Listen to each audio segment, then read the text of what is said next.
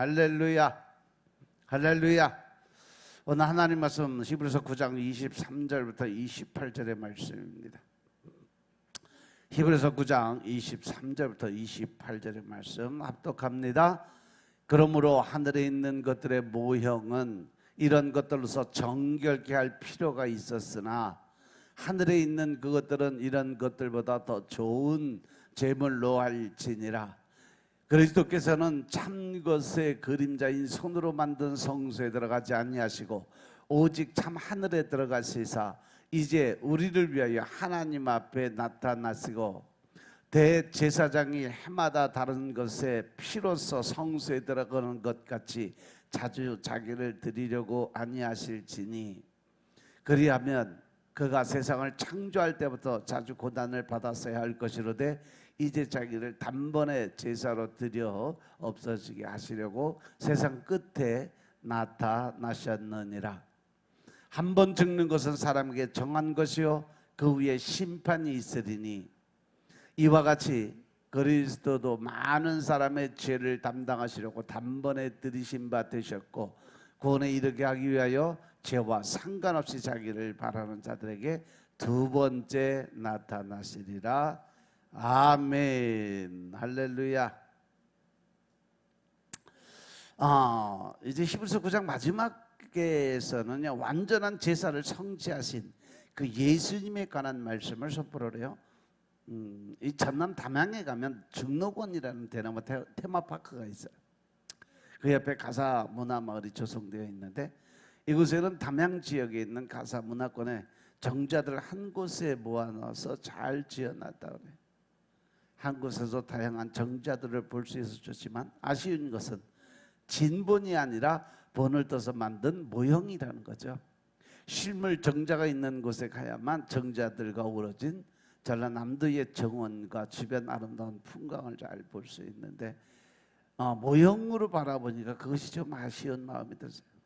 이와 마찬가지로 하나님께서 죄인된 우리들에게 옛 언약을 통해서 죄를 용서하는 것의 모형인 성전과 제사를 주셨어요. 그 제사를 통해서 우리는 죄의 용서함을 받았지만 모형인 까닭에 완벽하지 않은 죄사함이 이루어졌다는 거죠. 그래서 하나님께서는 하나님의 아들인 예수 그리스도를 보내셨고 그 부족한 것을 완전하게 채우고 이루시는 사건이 바로 십자가 사건이고 예수 그리스도 메시아 사건. 그래서 지상 성소에서 이루어지는 제3의 제사 형식과 천상 성소에서 예수님 자신을 제물로 바쳐 바친 그 그리스도의 제3의 제사 형식을 병행하고 대비하면서 그리스도의 우월성을 증명하는 말씀이 바로 오늘 본문의 말씀이에요. 옛 언약인 그 모형인 성소에서 짐승의 피로 여러 번 하나님께 나가야 됐지만 하늘에 있는 성소에서 단 한 번으로 모든 죄를 해결하신 분이 바로 메시아다.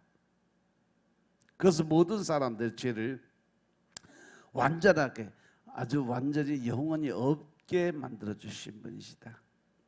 그러면 23절의 말씀을 보시면 실체와 그림자의 비교점을 볼 수가 있어요. 모형은 실체가 나타나기 전까지만 의미가 있는 거죠.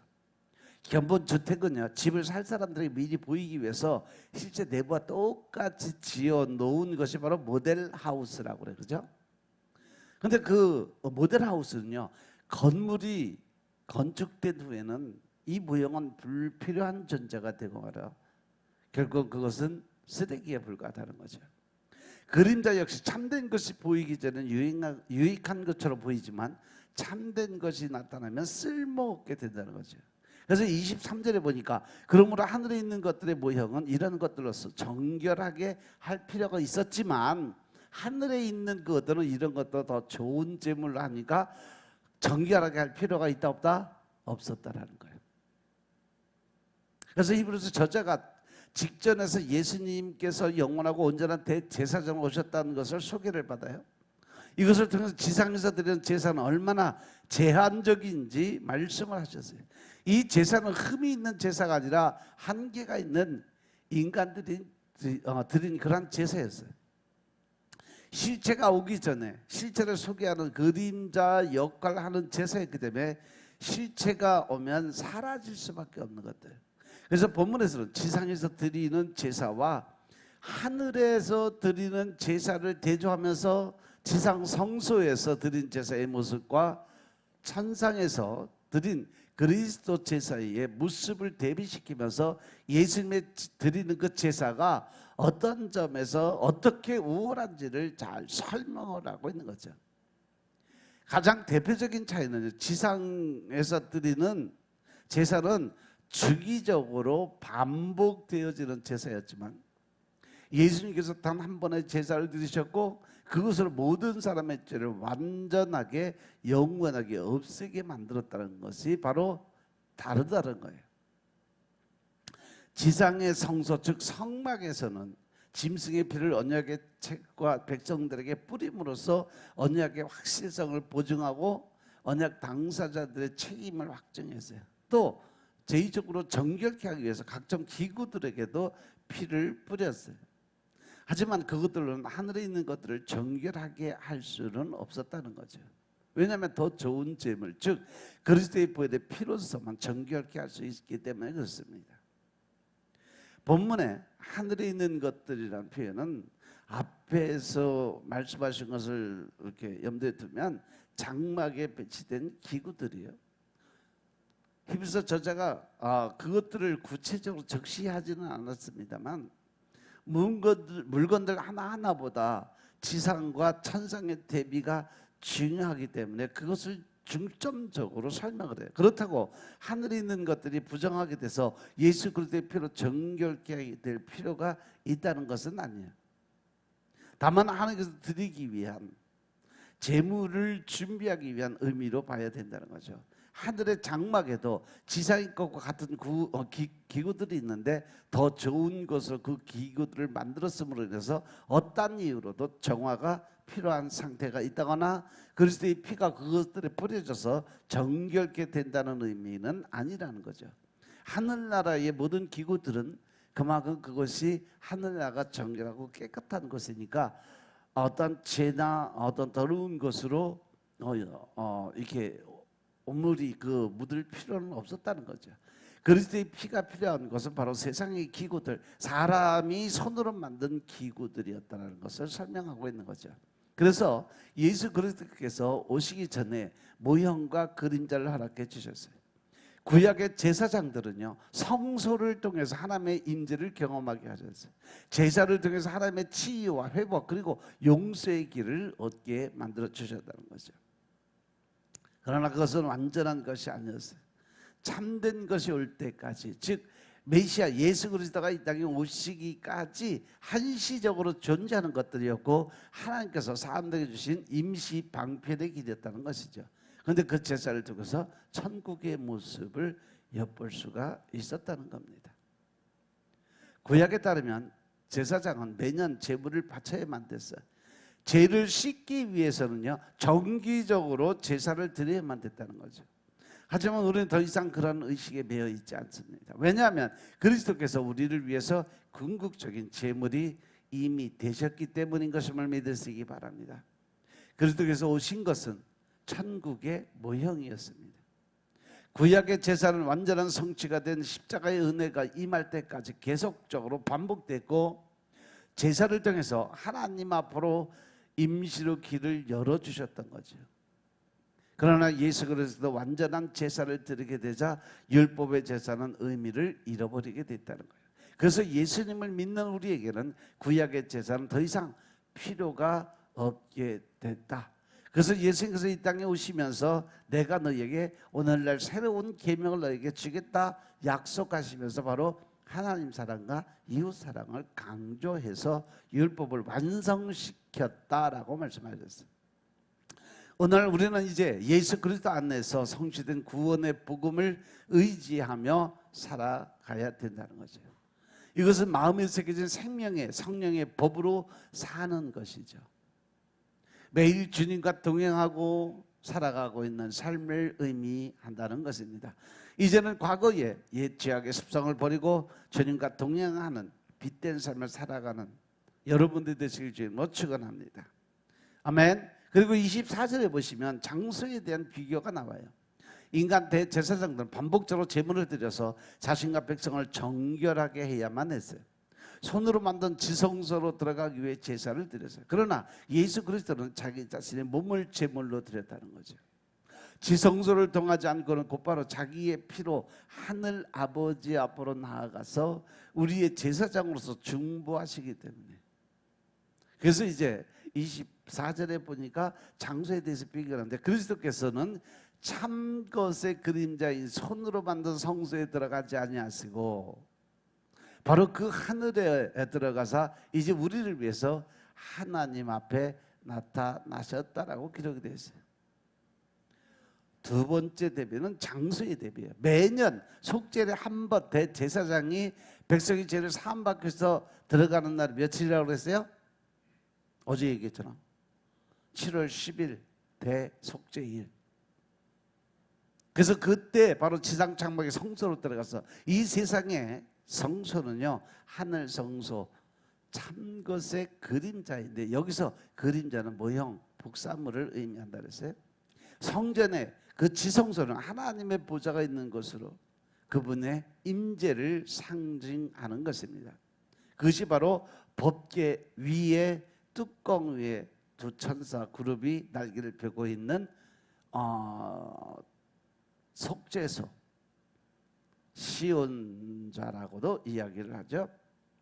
이 지상의 대제사장들은 하나님께 나아갈 때 짐승의 피를 가지고 들어갔어요. 이것은 희생 제물로 죗값을 치렀다는 것을 상징적으로 표현한 거예요. 하지만 지상의 지성소는 하나님께서 거하시는 참된 정소가 아니었다는 거죠. 예수님께서 짐승의 피가 아니라 자신의 피로 하늘 지성소에 들어가셨어요. 따라서 이 지상의 성전은 하늘의 성전의 모형일 뿐이다 할 거죠. 이것처럼 예수 그리스도 들어가신 것은 완전하지 않는 지상의 성막이 아니라 하늘의 성소, 바로 그 하늘이라는 것을 설명하고 있어요. 하늘에 들어가셔서 하나님의 존전에 나타나셔서, 그렇게 하신 이유는 바로 죄로 인해서 죽을 수밖에 없는 우리를 위해서 예수님이 직접 올라가서 하나님의 보좌 우편으로 가셨다는 거죠. 거기서 어떠한 말과 행동을 했는지 그 세부사항은 기록된 것은 아직 아무것도 없어요. 하지만 어떠한 사람도 하나님의 공의로운 면전에 설 수는 없었다는 거죠. 우리를 변호하고 간구드리기 위해서 하나님 앞에 그리스도께서 직접 서신 것임을 깨달으시기 바랍니다. 이러한 의미는 지상의 대제사장은 1년에 한 번 지성소에 들어가서 하나님께 말씀드렸지만, 대제사장보다 예수 그리스도께서는 하늘의 성소에서 하신 일들이 더 우월하다는 것을 설명하기 위해서, 예수님은 매일 하나님과 같은 그 하나님과 대화하고 매일매일 제사함의 자리에 서게 만들어 주셨다는 거죠. 그리고 예수님께서 모든 죄에 대해서 중보하심으로 대속의 은혜를 주셨다고 표현을 하고 있는 겁니다. 모든 죄악의 빚을 갚아주셨고 온 세상을 심판하시는 하나님 앞에 우리를 변호하시는 중보자로 그 자리에 서 계심을 믿으시기 바랍니다.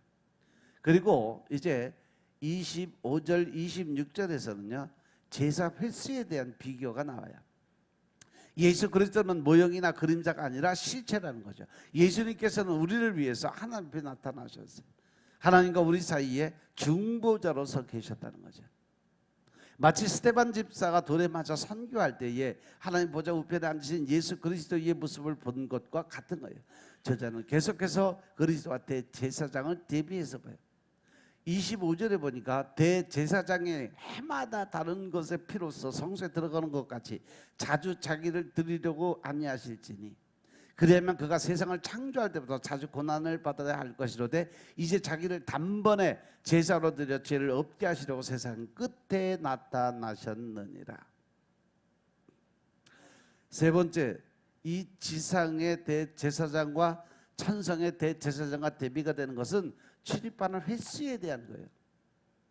위에 두 번째 대비에서처럼 속죄일에 드리는 제사장의 상황이 전개가 됩니다.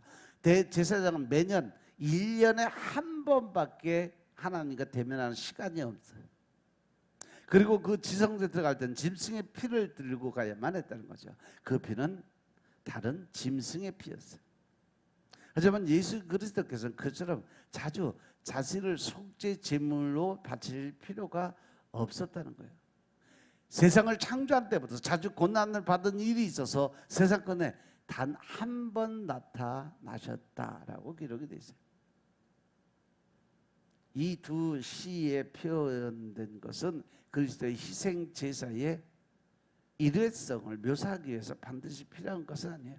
이 두 표현을 통해서 처음과 끝, 태초와 종말이 상응하는 구조가 나타나요. 히브리서 저자가 작사 비상으로 됐는데 제가 볼 때는 문맥상 뭐 글체나 보면 다 사도 바울인데, 이 사도 바울이 이미 히브리서 1장 10절에 보면 또 시편 102편 25절 27절을 인용하면서 그리스도가 태초부터 계셨고 더 나아가서 천지 창조에 참여하셨다고 선언한 바가 있어요. 그리스도의 성육신과 죽음과 부활이 세상 끝에 일어난다는 인식은 이 모든 날 마지막에 라고 이야기를 합니다. 그리스도께서는 세상이 존재하기 전부터 계셨지만 세상 끝에 나타나셨다는 겁니다. 그 나타나심을 가리켜서 종말이라고 표현을 합니다.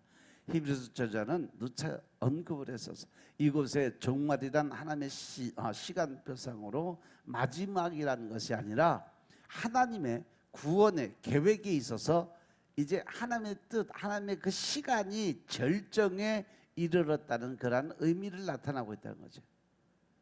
예수님께서 오심으로, 예수님께서 오시기 전과 후의 모든 구원의 역사에 클라이막스의 시간이 도착이 됐다. 즉 하나님의 구원의 역사가 이제 시작이 됐다는 것입니다. 그러므로 실제의 시간이 왔으니까 그림자의 시간은 사라져야 된다. 그래서 구약의 율법의 완성이 바로 예수 그리스도의 새로운 계명이었다라는 것 지금 설명을 하고 있는 거예요. 우리는 이제 새로운 언약 시대에 살고 있어요. 예수님 때문에 율법 시대가 끝났고 은혜의 시대가 된 것임을 믿으시기 바랍니다. 이제 전처럼 하나님을 만나기 위해서 반복되는 종교적인 제사나 행위로 나갈 필요가 없어요. 구원은 하늘로부터 주신 전적인 은혜의 산물인 것임을 믿으시기 바랍니다. 그래서 스스로 개척해서 만들어낸 구원의 길이 아니에요. 우리의 믿음은 하나님의 전적인 은혜 안에서 이루어졌음을 믿으시기 바랍니다. 그것이 바로 하나님의 선물이었다라고 표현을 해요. 내가 잘나고 똑똑해서 내 행위에서 난 것이 아니라는 거예요. 그리고 이제 마지막으로 27, 28절에 보면 구원의 길이 설명이 되고 있어요. 사람들이 싫어하는 것은 애써 부인하려는 그런 경향이 있어요. 그 중에 제일 강한 것은 뭐냐? 하나님의 심판에 대한 것은 극구 부인하려고 노력을 해요. 왜? 자기의 질성을 깨닫고 알게 되면 내가 결국 그것을 인정하면 지옥 간다는 것을 인정하기 때문에 그것을 인정하지 않고 어떻게든지 내가 합리화시키기 위해서 자기 변명한다는 거죠. 사랑과 자비가 많으신 하나님께서 어떻게 그렇게 끔찍한 지옥의 심판을 할 수가 있겠냐고 이야기들을 해요. 심판이라는 주제는 하나님의 성품과 절대 어울리지 않는다라고 설명을 해요. 본문은 인간의 죽음이 확실한 것처럼 심판도 확실하다고 설명을 하고 있습니다. 그러면서 이제 히브리서 기자는 예수 그리스도의 재림에 대해서 이야기를 해요. 그래서 27절 28절에 보시면 한 번 죽는 것은 사람에게 정해진 것이고 그 후에 심판이 있으리니 이와 같이 그리스도도 많은 사람의 죄를 담당하시라고 단번에 들이심 받으셨고 구원에 이르게 하기 위해서 죄와 상관없이 자기를 바라는 자들에게 두 번째 나타나셨다라고 설명합니다. 사도 바울은 앞에 제시한 그리스도의 희생의 단연성을 부연 설명하고 보충하려고 하고 있는 거죠. 누구나 관찰하는 일반적인 원리의 근거에서 그리스도의 자기 희생의 유일회성을 역설적으로 표현하고 있어요. 그래서 27절에서 일반적인 원리의 근거를 합니다. 이 구절은 흔히 문맥과 상관없이 분리해서 암송들하는데 죄의 형벌이라는 제목이 붙여서 제시가 돼요. 그렇게 해서 얻는 유익이 있지만 성경 해석의 측면에서는 아주 중요한 것을 놓치고 살아가고 있다는 거죠. 그 제목이 붙을 수 있는 근거는 아마 사후 심판의 확실성을 말하는 하반절일 것이에요. 죽은 이후의 세상 혹은 상태에 대해서 경험적으로 과학적으로 아무것도 증명할 수 없기 때문에 현대인에게는 사후 세계는 불확실한 그 자체예요. 어제도 여러분들이 가서 복음을 증거하고 사후 세계에 대해서 반드시 죽은 다음에 심판받는 이야기를 했을 때 그것을 하나님의 믿지 않던 사람들은 절대 그것을 인정을 안 해요. 왜? 그것을 인정하는 순간 자기가 지옥 사람이라는 것을 인정하기 때문에 절대 인정을 안 해요. 하지만 성경은, 하나님 말씀은 인간의 생애가 육체적인 생명만으로 끝나지 않는다고 계속적으로 증거를 하고, 예전에 종말에 죽었던 모든 사람들이 다시 살아나고 하나님의 심판을 받아서 그 결과에 따라 영원한 천국 아니면 영원한 형벌에 처해질 거라고 계속 지속적으로 말씀하고 계심을 깨달으시기 바랍니다. 그러한 가르침과 조화를 이루는 거예요. 이 구절을 암송함으로써 기독교의 심판 교리를 각인할 수 있는 유익이 있다는 것입니다. 하지만 얻는 부분과 함께 놓치는 부분도 있어요. 그것은 히브리서 저자가 이 구절을 통해서 말하고자 하는 중심 메시지, 심판이나 죄의 형벌을 염두에 두고 이 구절만 떼어서 암송함으로써 사람이 한 번 죽는 것처럼 그리스도께서도 한 번 죽으셨다는 이 단락의 대지를 놓치게 되는 거죠. 모든 의미의 중심이 하반절 심판이 아니라 상반절에 한 번 죽음에 놓여 있고, 그것이 히브리서의 신학적 주제를 이해하는데 필수적이다. 그래서 27절은 그 문장 자체만으로 완결된 의미를 전달할 수 없도록 이야기가 되어 있어요. 그래서 27절은 28절을 말하기 위해서 전제 조건을 걸어놓은 거예요. 27절만 떼어서 암송하면서 그것 자체의 의미, 그것도 하반절의 의미만 집중하게 되면 하나님의 진정한 뜻을 깨닫지 못하고 그냥 사람이 한 번 태어나서 반드시 죽고 그 뒤에는 뭐 심판받는 이것만 설명을 하고 생각을 하니까 본질적으로 하나님이 요구하시는 삶은 복음 안에서 너희들이 깨달음으로 구원의 길로 들어오라는 그 사실을 설명을 할 수가 없어요. 그래서 27절이 28절을 말하기 위한 전제 조건의 말씀을 선포하다. 히브리서 저자가 27절에 특별한 설명을 덧붙이지 않을 정도로 인간의 필멸성은 아무도 반박할 수 없는 인간의 본질이라는 거죠. 또 굳이 인간이 한번 죽는다고 말함으로써 28절에서 그리스도의 유일외적 죽으심을 말하기 위한 논리적인 준비를 해요. 반면에 하반절에 심판을 언급하지만 그 구체적 내용은 불명확한 채로 남아요. 27절만 놓고 보면 마치 육체적 죽음 직후에 영원한 심판이 내려지는 것처럼 들릴 수가 있어요. 이 부분 역시 27절과 긴밀한 서로 이 관계가 있는 28절 때에서 어느 정도 밝혀질 수가 있다는 거죠. 만약 세상에 법도 없고 심판도 없다면 악한 사람들은 좋아하겠지만 정직하게 살아온 사람들에게는 오히려 그것이 지옥이 될 수가 있다는 거죠. 하지만 하나님은 최후의 심판자이심을 깨달으시기 바랍니다. 그러나 그 심판의 날은 믿는 자에게는 구원의 날이 된다는 거죠. 예수님께서는 최후의 심판 때에 우리를 변호하시고 구원하시기 위해 다시 이 땅에 내려오실 것이다라고 말씀하셨어요. 하나님께서 인간을 향해서 두 가지 섭리를 진행하고 계세요. 첫 번째로 모든 사람은 한번 죽는다는 것이죠. 그리고 두 번째는 심판이 있다는 거예요. 부한 자나 가난한 자, 건강한 자, 약한 자 누구나 동일하게 맞이하는 피할 수 없는 일. 인간은 언젠가는 죽음을 마주해야 돼요. 죽음은 어느 누구도 피할 수가 없습니다. 그러나 중요한 것은 죽음 이후에 하나님의 심판을 받게 된다는 거죠. 이 모든 것이 모든 사람들이 당해야 하는 현실이에요. 모든 사람들이 보고 겪어야 될 일들이에요. 그 심판은 하나님의 의로 인정받은 사람에게는 영생의 은혜가 임하겠지만 그렇지 못한 자들에게는 영원한 형벌이 기다리고 있다는 사실도 믿으시기 바랍니다. 그래서 영혼을 가름하는 심판이 기다리고 있는 거예요. 여기 28절에 보면 우선 28절 그 앞에 보면 주장 두 동사 그리스도가 두드러지다와 죄를 담당하다를 사용해서 예수님의 죽음의 사실과 그 결과를 나타내고 있어요. 그리고 28절 하반절에 보면 그리스도의 두 번째 보여짐의 목적이 성도들의 구원의 역사에 있다라고 설명해요.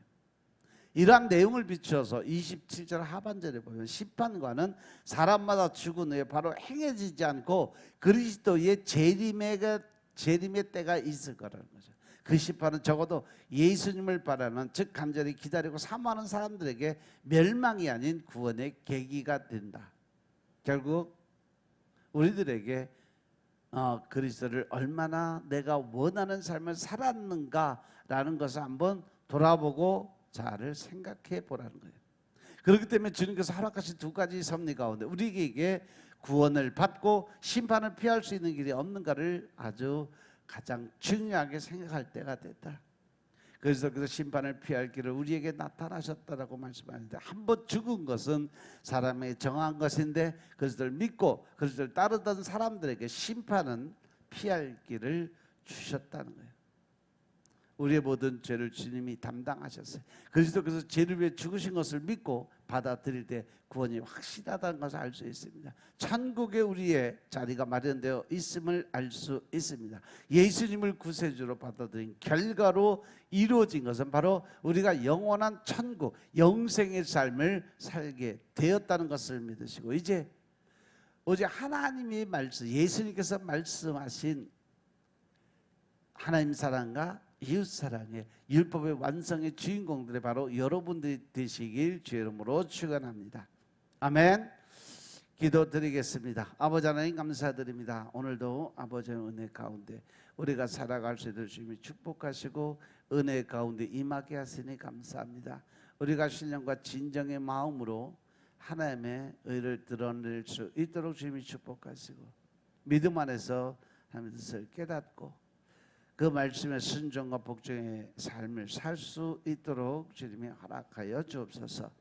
오직 성령의 하나님의 임재를 통해서 우리의 삶이 완전히 바뀌게 하시고 변화되게 하셔서 모든 사람들이 하나님을 믿는 자로서 인정을 알고 받아들일 수 있도록 축복하옵소서.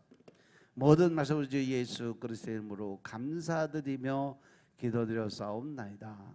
아멘.